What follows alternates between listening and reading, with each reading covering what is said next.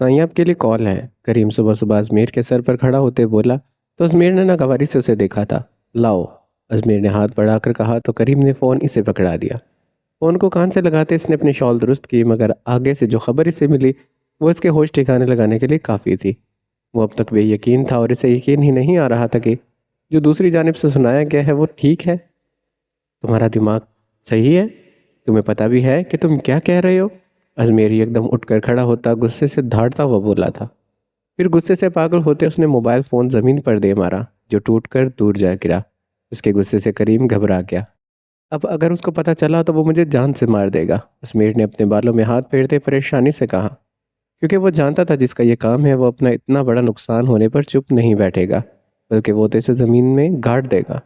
और अब वो डर के मारे यही सोच रहा था कि कैसे बचा जाए। हाले आ जाओ चलें। असफदयार हाले के पास आता बोला, जो लैला और नैन के साथ खड़ी हुई थी। लैला ने इसे देखकर रुख मोड़ा। शायद कल की इग्नोर होने का बदला था, जिससे समझता असफद मुस्कुराहट दबा गया था। वो उससे नाराज नाराज उसको बहुत प्यारी लग रही थी, जबकि लैला को नहीं पता था वो क्यों उससे रूठ रही है। आखिर को उसका कोई रिश्ता तो नहीं था उससे, तो क्यों उसको बुरा लगा, ये तो शायद बाद में पता लगेगा उसे। हाँ चलो। ओके नैन और लैला, खुदा हाफिज। हाले ने उसे जवाब दिया तो वो सोचों से बाहर आई और मुस्कुराकर हाले को खुदा हाफिज कहा। असवद यार एक आखिरी निगाह लैला पर डालकर वहाँ से चला गया। ओ यार तुम रुको ज़रा, मैं बस 2 मिनट में आता हूँ। असवद बोला तो और असवद बोला और तेज़ी से दोबारा से अंदर की जानिब बढ़ने लगा। हाले बाइक के करीब खड़ी इर्द गिर्द देख रही थी। कुछ ही दूर एक बाइक पर वो 2 बंदे बैठे थे। हाले को वो पहचान गए थे कि ये वही लड़की है। उसको देखकर उनके चेहरे पर मुस्कुराहट छा गई। तभी उन्होंने तेजी से अपनी गन निकाली और हाले पर तान ली। एक पल को तो न जाने क्यों वो रुक गया, मगर फिर जल्दी से सर झटक कर ट्रिगर दबा दिया। उसके ट्रिगर दबाते ही गोली तेजी से निकली और हाले के पेट में जा लगी। गोली लगते ही हाले की दिलखराश चीख गूंजी थी। उसका मुंह पूरा खुल गया। दर्द की शदीद लहर उसके वजूद में दौड़ गई। उसको लगा कोई गरम सर उसको लगा कोई गरम सरिया उसके पेट में जा धंसा हो। अपना वजूद इसे दर्द से जिल्दा महसूस हुआ था। असवद यार हाले की चीख सुनते रुका और तेजी से दौड़ता वापस आया, और हाले को यूं जमीन पर बेहोश लेटा देखकर वो चीखता फौरन से उसके करीब आया और उसका सर उठाकर अपनी गोद में रखा। हाले, हाले मेरी जान। असवद घबराता बोला। उसकी हालत देखकर इसे अपनी जान जाती महसूस हुई थी। उसने इर्द गिर्द देखा, पता लगाना चाहा कि किसने गोली चलाई, मगर वो 2 बंदे तो तेजी से वहां से निकल चुके थे। उसने फौरन से एम्बुलेंस को कॉल करके 10 मिनट में एम्बुलेंस वहां उसने फ़ौरन से एम्बुलेंस को कॉल की। 10 मिनट में एम्बुलेंस वहां पर आ गई और फ़ौरन से इसे एम्बुलेंस में बिठाकर अस्पताल ले गया। कुछ ही देर में वो लोग हॉस्पिटल पहुंच चुके थे। डॉक्टर जोहान जल्दी करे, इमरजेंसी है। नर्स जल्दी से भागती आई तो वो तेज़ी से उठा और बाहर की जानिब बढ़ा, मगर फिर स्ट्रेचर पर लेटे वजूद को देखकर जैसे सब कुछ रुक गया था। आंखों में हद दर्जा भी यकीनी थी आंखों में हद दर्जा भी यकीनी थी।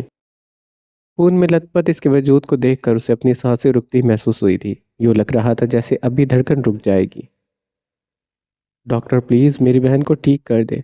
असवद की भराई आवाज़ से वो होश में आया और अपनी सुर्ख आंखों से असवद को देखा, जो रोते हुए हाले के खून में लथपथ वजूद को देख रहा था। जल्दी से इन्हें ऑपरेशन थिएटर में ले जाएं। जुहान ने नर्स को कहा तो वो हाले को ऑपरेशन थिएटर में ले गई। इसके पीछे असवद यार भी दाखिल होने लगा, मगर जुहान ने उसे रोक दिया। आप यहीं रुक जाएं। जुहान ने धीरे से कहा तो असवद यार ने बहती निगाहों से उसे देखा, जिसकी आंखें जब्त के मारे लाल थी। आंखों में दर्द वाज़ेह था, जिसे देखकर असफर यार चौंका था और पीछे हटकर बेंच पर बैठ गया और सर दोनों हाथों में गिरा लिया। जुहान की हिम्मत नहीं हो रही थी कि वो अंदर चला जाए। वो कैसे उसको इस हालत में देख सकता था, जिसकी सिर्फ ये हालत नहीं जिसकी सिर्फ ये हालत नहीं देखी जा रही थी। इससे इसका ऑपरेशन वो कैसे कर देता। आंखों के गिर्द बार बार इसका हंसना और इसका बुरी तरह से घूरना घूम रहा था। बिलाखिर वो हिम्मत करके थिएटर में चला गया, जहां हाले का जख्मी वजूद पड़ा था। सब ऑपरेशन की तैयारी मुकम्मल हो चुकी थी। जुहान आगे बढ़ा और ऑपरेशन स्टार्ट करने लगा, मगर उसके हाथ कांप रहे थे। उससे नहीं हो पा रहा था। डॉक्टर जल्दी करे, वरना जान को खतरा हो सकता है। साथ वाले डॉक्टर की बात सुनकर इसका दिल गोया मुट्ठी में आया। इसकी आंखों से एक आंसू निकला और चेहरे पर बह गया, जो मास्क की वजह से किसी को नजर नहीं आया। उसने आंखें मजबूती से बंद करके दोबारा खोली, अपने दिल को मजबूत किया। अगर वो कमज़ोर पड़कर हिम्मत हार गया तो वो इसे हमेशा के लिए खो देगा, और ऐसा वो बिल्कुल नहीं चाहता था। तभी इसने ऑपरेशन स्टार्ट कर दिया। आदिल भागता हुआ हॉस्पिटल में दाखिल हुआ। असफद यार ने इसे कॉल करके बताया था। वो जब हॉस्पिटल पहुंचा तो असफद यार सर हाथों में गिराए बैठा था। वो तेज़ी से इसके करीब आया। एसपी, आदिल ने इसके कंधे पर हाथ मारकर धीरे से कहा। तो असफद यार ने सर उठाया और आदिल को वहां पर देखते वो फौरन से इसके गले लगते रोने लगा। आदिल, वो हाले, इसको गोली लगी है। असवद यार रोते बोला तो आदिल इसके गिर्द अपना हसार मजबूत कर गया था। उसे अपने दोस्त की हालत नहीं देखी जा रही थी। असवद यार को देखते इसे खुद रोना आ रहा था। एसपी, मेरे भाई हौसला कर, हाले ठीक हो जाएगी, अल्लाह पर भरोसा कर, आदिल ने उसकी पीठ थपथपाते कहा। तो असवद यार सर हिलाते इससे अलग हुआ और अपने आंसू साफ करने लगा। तुम्हें पता है आदिल, वो आज नहीं आना चाहती थी यूनिवर्सिटी, मगर मैं लेकर आया उसे। काश मैं उसकी मान लेता, काश। असवद यार ये कहते दोबारा से रोने लगा। उसके दिमाग में बार बार हाले का मासूम चेहरा घूम रहा था जो सुबह के वक्त उसने बनाया था। ये सब मेरी वजह से हुआ है, मैं इसकी हालत का जिम्मेदार हूँ। असवद यार भराई आवाज़ में बोला। वो उस सब का जिम्मेदार खुद को ठहरा रहा था। दिल बार बार खुद को मलामत कर रहा था। नहीं असफी, इस सब में तेरी कोई गलती नहीं है, तो खुद को मलामत मत कर। आदिल ने अपने तय इसे समझाना चाहा।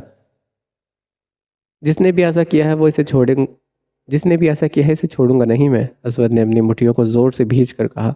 और अपनी इस बात को वो कर देने वाला भी था। अब तो जिसने भी ये किया था उसकी खैर नहीं थी। इससे पहले कि वो मजीद कोई बात करते असवद यार का फ़ोन बजने लगा। उसने फ़ोन निकाल कर देखा तो इसकी अम्मी की कॉल थी, जिसे देखकर इसकी आंखें फिर से नम होने लगी। मगर अब कि वो आंसुओं को अपने अंदर उतार गया था और खुद को ठीक करता कॉल पिक कर गया। असफद, कहाँ हो बेटा, वो को छोड़कर नहीं आना? सकीना बेगम ने इसे कॉल उठाते ही कहा था। अम्मी वो मेरी अम्मी वो मेरी और हाले की कुछ क्लासेस हैं तो हम नहीं आ सकते, आप बाबा को बोल दे कि वो छोड़ आए। असफद ने धीमी आवाज़ में कहा तो सकीना बेगम चौंक गई। क्या हुआ बेटा, सब ठीक है? और हाले, वो ठीक तो है ना? सकीना बेगम ने इसकी आवाज़ से किसी गड़बड़ का अंदाज़ा लगाते परेशानी से कहा तो असफद यार होंठ काटने लगा। जी जी अम्मी, सब ठीक है, अच्छा मैं रखता हूँ फ़ोन। उसने जल्दी से फ़ोन बंद किया। अगर थोड़ी सी देर और बात करता तो शायद हिम्मत हार देता। दूसरी जानब सकीना बेगम अजीब निगाहों से फ़ोन को देख रही थी, मगर फिर अपने जहन को झटकते वो परवीन बेगम के पास चली गई। तकरीबन 1 घंटे के बाद जुहान ऑपरेशन थिएटर से बाहर निकला तो असफद और आदिल तेज़ी से इसके करीब गए। मेरी बहन कैसी है अब? असफद ने धड़कते दिल से पूछा। इस वक्त वो कोई भी बुरी खबर सुनने की पोजीशन में नहीं था। अब वो खतरे से बाहर हैं, जुहान आराम से बोलकर इसके दिल को सुकून दे गया। दोनों के अंदर खुशी की लहर दौड़ गई। उनको एक नज़र देखकर वो थके कदमों से अपने केबिन में चला गया। वहां आकर वो बैठा और अपने हाथों से अपना चेहरा छुपाया। आंसू बहने आए थे जो कब से कंट्रोल किए थे वो आंसू बह आए थे जो कब से कंट्रोल किए हुए थे। वो इतना भी मजबूत नहीं था जितना वो दिखाता था। सबको लगता था जुहान इंतहाई सख्त और मजबूत इंसान है, मगर ऐसा बिल्कुल नहीं था। किसी अपने की तकलीफ़ पर वो तड़प उठता था, कभी भी किसी को तकलीफ़ में नहीं देख सकता था। और यहाँ तो बात मोहब्बत की थी जो खून में लथपथ उसके पास आई थी, जिसके बारे में वो सिर्फ सोच कर ही खुश हो जाता था, जिससे मिलने की दुआएं करता था। आज इसके पास आई भी थी तो किस हाल में? उससे बेहतर था वो ना आती। इस तकलीफ से इसे दो चार कर गई थी। हाथ पैर अभी भी ऐसे कांप रहे थे जैसे अभी भी वो उधर ही हो और अभी भी उसका इलाज कर रहा हो। दिल अभी भी ऐसे डर रहा था जैसे देर करती तो खो देगा। वो उसे खोना नहीं चाहता था। जिसको कह दो कि वो ज़रूरी है वही दामन छुड़ाने लगता है। डॉक्टर, क्या हम मिल सकते हैं हाले से? जुहान के जाने के बाद वहाँ से निकलते दूसरे डॉक्टर को कहा। देखें, अभी इन्हें कुछ वक्त दें। अभी वो बोल ही रहा था कि असफद यार इन्हें बीच में ही टोक गया। मैं सिर्फ देख कर आ जाऊंगा, असफद ने कहा तो डॉक्टर ने इसकी आंखों में मौजूद इल्तजा को देखते अपना सर हिलाकर इसे जाने की इजाज़त दी थी। इजाज़त मिलते वो फ़ौरन से अंदर गया, जहाँ हाले आंखें मूंदे दुनिया जहाँ से बेखबर लेटी थी। उसकी खामोशी असफद को बहुत ज़्यादा चुभ रही थी। हर वक्त तो वो उससे लड़ती रहती थी, अगर आज खामोश भी थी तो उसको रुला रही थी। भाई की जान, असफद यार ने नम लहजे में कहते इसका माथा चूमा और पीछे हट गया। जल्दी से उठ जाओ, फिर जो कहोगी वो मानूंगा, तंग भी नहीं करूंगा, पक्का। जो मांगूंगी ला कर दूंगा। अब तो उठ जाओ यार। असवद उसको देखते नम आंखों से बोल रहा था। अगर हाल इस वक्त अपने भाई की हालत देख लेती तो यकीनन खुद भी रोने लग जाती। उसको कहाँ मंजूर था उसके भाई की आंख में आंसू, मगर इस वक्त वो खुद होशो हवा से बेगाना थी। यूं ही असवद देर तक उसका हाथ थामे उसके होश में आने का इंतजार करता रहा। हेलो, काम हो गया? ईशा ने फ़ोन उठाते हुए कहा था। यस मैडम, अब तक तो शायद कब्र में पहुंच गई हो। वह आदमी मकरू मुस्कुराहट लिए इंतहाई फजूल बोल गया, जो अगर असफद या कोई और सुन लेता तो शायद इसे जिंदा ही ज़मीन में दफन कर देता। मगर ईशा को इसकी बात सुकून दे गई थी। गुड, बहुत अच्छे। अब बस तुम लोग भूल जाओ कि कोई थी जिसने तुम्हें किसी मारने के पैसे दिए थे। ईशा से बोलकर काल कट कर गई थी। किसी को बेतहाशा तकलीफ देकर वो किस कदर पुरसकून थी, इसकी वजह से तीन तीन लोग तकलीफ के मराहिल से गुजरे थे, जिसका इसे कोई अफसोस नहीं था। उसको बस अपनी ज़िद पूरी करनी थी। उसे लग रहा था अब सुहान उसका हो जाएगा, अब इन दोनों के बीच कोई ना होगा। मगर ये उसकी बहुत बड़ी भूल थी। तुमसे इतनी बड़ी गलती कैसे हो सकती है? आगे से धाड़ सुनकर अजमेर ने अपना थूक निकला। उसके माथे पर पसीना आ गया। साईं माफ़ कर दे, हमें बिल्कुल भी अंदाज़ा नहीं था यूँ अचानक से सब उल्टा हो जाएगा और सब कोई उड़ा ले जाएगा। अजमेर ने धीरे से कहा, तुम्हारी गलती इतनी छोटी नहीं है कि माफ़ कर दिया जाए। आगे की बात सुनकर इसने माथे पर आया पसीना साफ किया और ख़ुद के लिए दुआएं करने लगा। साईं माफ़ कर दें, साईं अब ऐसा नहीं होगा। अजमेर ने अपने लहजे में इल्तिजा समोए कहा तो वो अपनी मुट्ठियों को भींच गया था और गहरी सांस भरने लगा। अब जो दूसरा प्लेन है, अगर इसमें कोई कोताही की तो तुम्हारा जो मैं हाल करूँगा वो तुम सोच भी नहीं सकते। मुकाबिल की सर्द आवाज़ सुनकर इसने खुद की जान बख्शी पर लाखों शुक्र अदा किया। नहीं साईं, बेफिक्र रहें, अब कोई गलती नहीं होगी। अजमेर ने कहा तो वो काल कट कर गया, जबकि अजमेर अब इसके दूसरे प्लान को सर अंजाम देने का सोच रहा था कि इसे कब और क्या करना चाहिए। अपना ज़मीर वो चंद पैसों की खातिर फरोख्त कर चुका था। हाले को होश आ गया था। उसने आंखें खोली तो पहले तो कुछ भी सही से नज़र नहीं आया। दिमाग इस वक्त बिल्कुल सोया हुआ था। मगर फिर कुछ देर के बाद धीरे धीरे सब याद आना शुरू हुआ तो जिस्म में दर्द भी उठने लगा। इसने निगाहें इधर उधर घुमाई मगर वो इस वक्त अकेली थी। तभी जुहान दरवाज़ा खोलकर अंदर आया। हाले को होश में देखकर खुशी से निहाल होता वो आगे बढ़ा। उसको देखकर हाले ने बात करने के लिए अपने चेहरे पर लगा ऑक्सीजन मास्क हटाना चाहा। इसे देखते ही जुहान सरायत से इसके करीब आया और इसके हाथ को पकड़ लिया। इसे मत उतारो, रहने दो, जुहान ने कहा तो हाले ने पहले अपने और फिर इसके हाथ को देखा। इसके यूँ देखने पर जुहान ने शर्मिंदा होते अपना हाथ हटाया और अपनी बेखुदी पर खुद को जी भर कर मलामत किया। अब कैसा फील कर रही हो? हाले के हाथ में लगे कैनोले में इंजेक्शन लगाते उसने एक नज़र उसके चेहरे पर डालते कहा, जो कि इसके चेहरे का ही तवाफ कर रही थी। अब ठीक हूँ, उसकी बात सुनते हाले ने कहा। दर्द हो रहा है? जुहान ने इसके सामने आते कहा तो हाले ने अपने पेट में होते दर्द की वजह से अपना सर हिलाया। तो जुहान को काफ़ी तकलीफ हुई। उसका बस नहीं चल रहा था वो इसके सारे दर्द अपने अंदर समोले। बस अभी ठीक हो जाएगा, मैंने इंजेक्शन लगा दिया है, जुहान ने कहा तो वह सर हिलाने लगी। एसपी?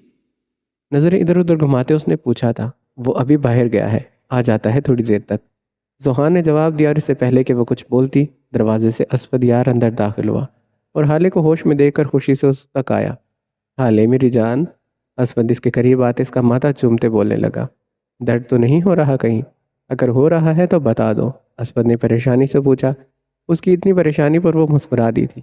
नहीं, ठीक हूँ अब, हाले ने मुस्कुरा कर कहा तो वो मुतमईन हुआ। उन दोनों को अपने आप में लगा देखकर जुहान खामोशी से बाहर निकल गया। क्या यार, जान निकाल दी थी मेरी, असफद ने कहा तो वो मुस्कुराई। बस देख लो, हाले नूर में इतनी ताकत है कि अपने फौजी भाई को भी परेशान कर सकती है, हाले ने मगरूराना लहजे में कहा तो वह तासुब से सर हिला गया। भाई अम्मी को कैसे बताऊं, और अब्बू ने तो मुझे नहीं छोड़ना, असफद रूहान सा होते कहने लगा तो वो मुस्कुरा दी। काफ़ी देर तक वो इससे बातें करता रहा। फिर दवाइयों के जेर असर वो जल्द ही होश खो गई थी और इसके सोते ही वो बाहर निकल आया। सकीना बेगम हाले के सिरहाने बैठी रोने का काम अंजाम दे रही थी। हाले और असफद कब से इन्हें यही कहे जा रहे थे कि वो अब ठीक है, मगर वो क्या करती। अपनी औलाद पर गुजरी तकलीफ का सोच सोच कर दिल फटे जा रहा था। हाले जो पूरा दिन अपनी शरारतों से इन्हें तंग करती थी, अब उसको यूँ बेड पर पड़े देखकर वो रोती नहीं तो और क्या करती। अम्मी बस कर दे, ठीक है वो, असफद यार इनके बहते आंसू से झंझला गया था। हाँ, अब तो तुम यही बोलोगे, क्या फ़ायदा तुम्हारे आर्मी में होने का, जब तुम अपनी बहन की हिफाजत नहीं कर सकते तो मुल्क की हिफाजत क्या करोगे। कबीर साहब ने से घूरते अपने 20वां बार कहा गया तंज कहते कहा तो रूहान से होते हाले की जानिब देखने लगा, जो कि इसकी जानिब देखकर हंसती थी। अब वो इस वक्त इसने अपनी सफाई में कहना चाहा कि कबीर साहब ने से टोक दिया। हाँ हाँ, अब तो बोलते रहो, बस बहाने ही बनाने आते हैं तुम्हें, काम तो ढंग से आता नहीं, कबीर साहब ने कहा तो वह फ़ौरन से उनके गले लग गया। दोनों बाजुओं को उनके गिर्द मजबूती से बांधा। सॉरी अब्बू, मुझे माफ़ कर दें, आइंदा ऐसे कभी नहीं होगा। वो वाकई ही काफ़ी शर्मिंदा हुए तो कबीर साहब मुस्कुराए और दोनों बाप बेटे का प्यार देखकर हाले और सकीना बेगम भी मुस्कुरा दी और उनके प्यार को हमेशा कायम रहने की दुआ दी। 8 बजे तक जुहान घर पहुंचा। उसका दिल बिल्कुल भी नहीं था हाले को इस हाल में छोड़ कर आए, मगर क्या करता, वो रुक भी नहीं सकता था। उसने काफ़ी दुआएं भी की थी। नाइट शिफ्ट वाले डॉक्टर को छुट्टी लेने का भी नाइट शिफ्ट वाले डॉक्टर छुट्टी कर लें तो इसका बहाना बन जाएगा, मगर ऐसा नहीं हुआ और वो दिल को संभालता अपने घर लौट आया। लैला, जाओ जाकर दरवाज़ा खोलो, जुहान आ गया होगा। लाउंज में बैठी रज़िया बेगम ने लैला को कहा तो वो ठीक है मोरे कहकर जल्दी से दरवाजे की जाने पड़ी थी। अस्सलाम वालेकुम लाला। दरवाज़ा खोलते ही वो मुस्कुरा कर बोली तो इसके इतने प्यार से बोलने पर जुहान मुस्कुराया और उसे गले लगाया। आज असफदयार की हालत देखकर इसे शिद्दत से लैला की याद आई। बहन भाई की मोहब्बत ही कुछ इस कदर शदीद होती है कि वो लड़ झगड़ लें मगर प्यार हमेशा से दुगना करते हैं। जुहानी से लिए अंदर बढ़ा। सबसे मिलने के बाद वो अपने कमरे में आया और फ्रेश होकर वापस नीचे आ गया। मजबूरन जहर मारकर 2-4 नवाले हलक से उतारे। वो भी लाउंज में बैठ गया। उसने सोच लिया था कि लैला को बता दे और कल इसे मनाने ले जाए। इसी बहाने हाले का भी वक्त गुजार जाएगा अस्पताल में और इसका दिल भी बहल जाएगा। लैला, जुहान ने से पुकारा जो कुछ खाने में मसरूफ़ थी। उसकी आवाज़ सुनकर उसने उसकी जानिब देखा जो उसी को देख रहा था। लैला के देखने पर वो बोला और उसे सारी बात बता दी। लैला चंद सानिया तो बेयकीनी से उसे देखती रही कि जो उसने कहा है वो ठीक है या बस उसका वहम है। आंखें फ़ौरन से नम हो गई। अब अब कैसा है वो? वो रोते हुए बोली तो जुहान ने उसे गले लगाया। अब ठीक है, वो होश में आ गई है, बेहतर है। जुहान ने इसका माथा चूमते कहा। अम को भी लेकर जाओ। लैला ने जज्बाती होकर कहा कि इसका दिल ही नहीं मान रहा था कि वो हाले को ठीक ठाक छोड़ कर गए थे। कैसे कुछ वक्त में वो सब हो गया। नहीं मेरी जान, कल ले चलूँगा, अभी उसे आराम की ज़रूरत है और रात भी हो रही है। जुहान ने नरमी से समझाते कहा तो वो आंसू साफ करते सर हिला गई और उसकी सेहत याबी की दुआ करने लगी।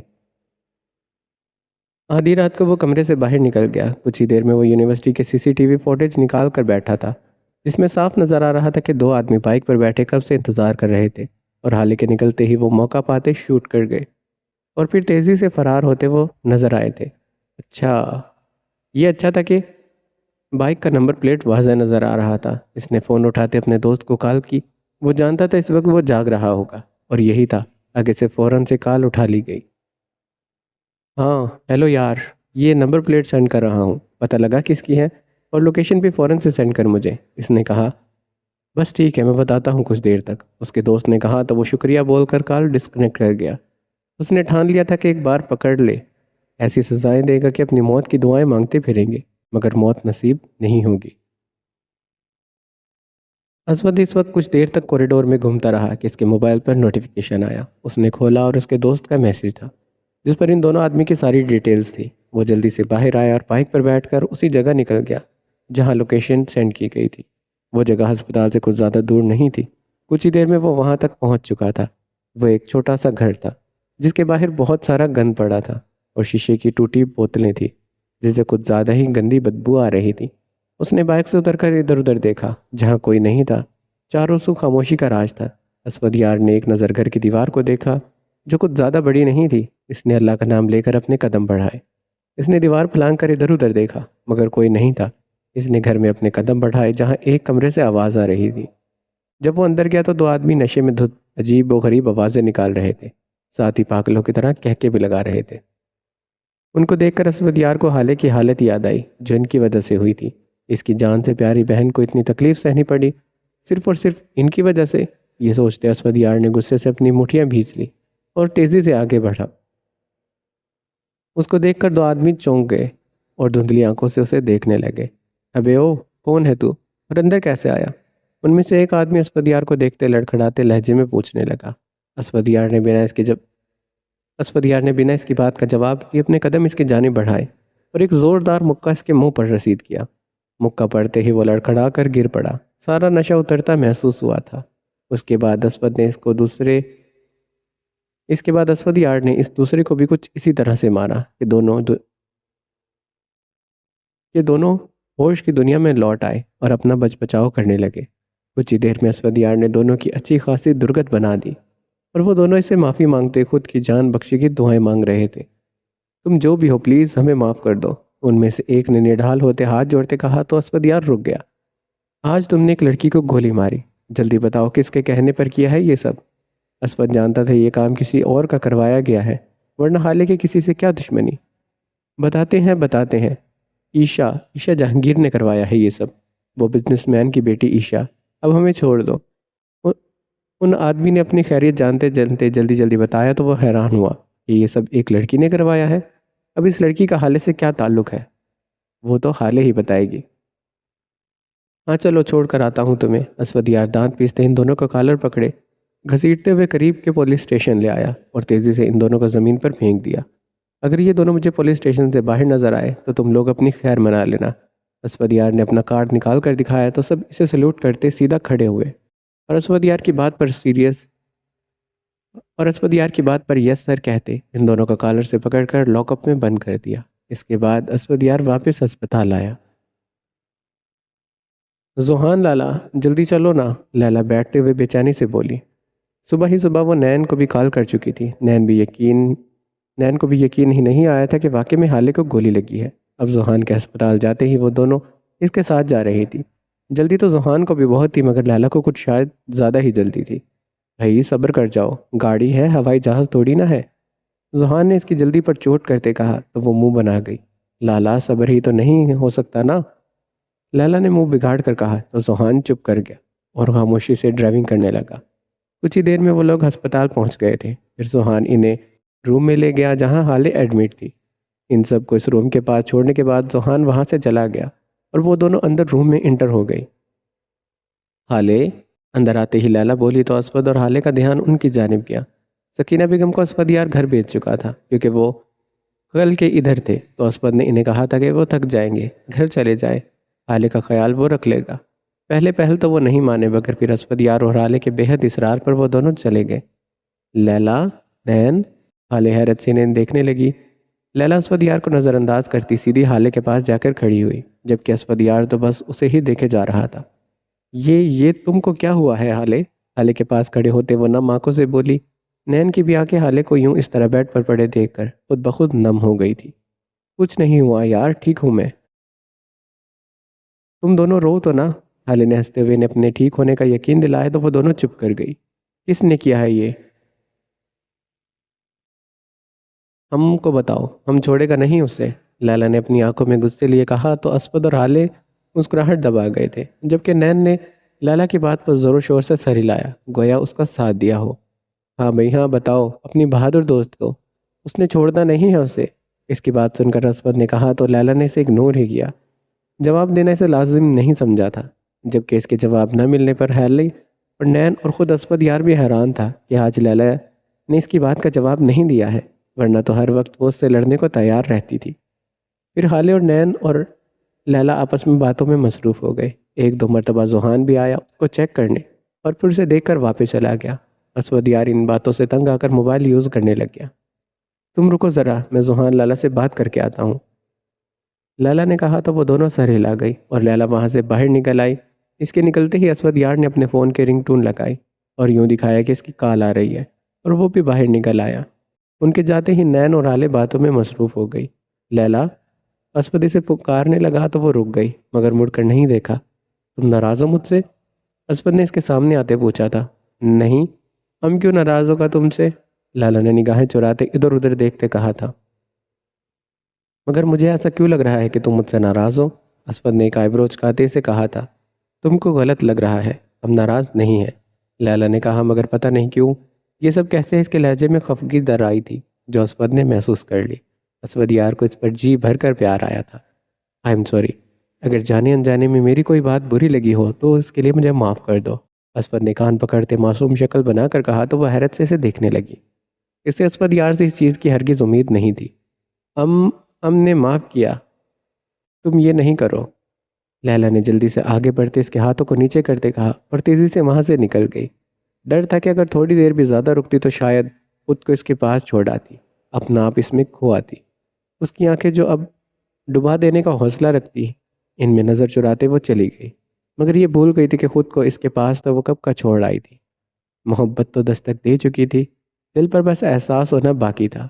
वो ऐसा है कि इससे मोहब्बत करने के लिए ज़िंदगियां उधार ली जा सकती हैं। वो ऐसा है कि उसे सामने बिठाकर तमाम उम्र देखा जा सकता है। उसकी वो आंखें इतनी हसीन हैं, इतनी हसीन कि 168 चांद 168 चांद की रातें सदके वारी जाएं। सर, क्या अब मैं कल के लिए रवाना हो जाऊं? अरहान ने कमिश्नर सर को कॉल करके कहा। उसने वैसे ही सारी तैयारी कर ली थी और अब जल्दी ही निकलना था। तभी इसने आज कॉल करके अपने रवाना होने का पूछा। नहीं अरहान, कल नहीं जाना, कमिश्नर ने कहा तो उसके माथे पर बल पड़ाए। क्यों सर?